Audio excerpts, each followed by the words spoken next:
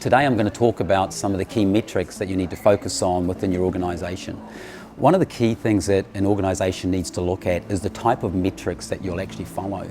There are leading indicators and lagging indicators.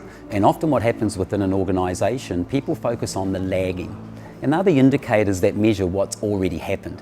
And I guess a really good example of that are your financials. And a lot of companies will look at their financials at the end of the month, which is great, really important.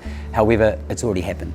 So what you need to do is you need to have some leading indicators. Indicators that you can look at that will actually identify a potential problem rather than something that's happened. An example of a leading indicator would be WIP, or work in progress, or orders. So you know how much work is sitting there ready to be dealt with. So really important, get a real balance of leading and lagging. The second key point is take a balanced approach, a balanced scorecard. A lot of organisations have heard of the balanced scorecard. It's a great concept, and it's a nice simple dashboard that you can create for your organisation. Within a balanced scorecard, there'll normally be 4 categories of measures. There'll be financial, there'll be operational, there'll be customer, and there'll be staff. So 4 headings, if you like, and within each of those headings, you'll have 3 or 4 metrics that you will report on a monthly basis. Work in progress would be one of those metrics that would fit within operational. Within those 4 quadrants, there are some key measures that we would recommend you always look at. Sales pipeline is a really important one. Often companies are so focused on the here and now, dealing with the work that they've got, they're not looking at building that sales pipeline. And if you're not looking at your sales pipeline, which is probably a leading indicator, you may find yourself in a situation where within a couple of months, you're sitting around with no work to do. So really, really important to have good sales pipeline reporting. I think another key one that often companies don't focus on is cash flow.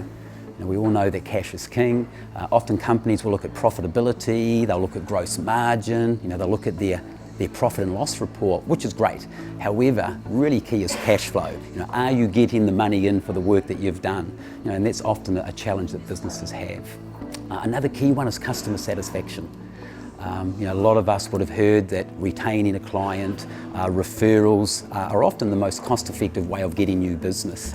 And so you really want to keep a track on customer satisfaction. Make sure that your customers are happy, and if you know why they're happy, do more of that.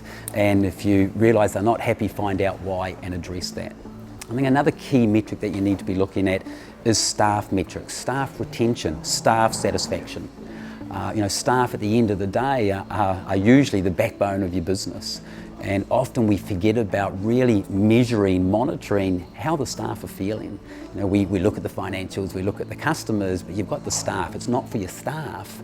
And if your staff aren't happy, and if you're losing staff, it's a significant impact on your business. So really, really important to be looking at that staff retention, staff satisfaction. So I guess to recap, leading and lagging indicators, really, really important. Take a balanced scorecard approach, so you're taking a holistic view of your business. And then a couple of key measures would be your cash flow, your client satisfaction, and your staff satisfaction.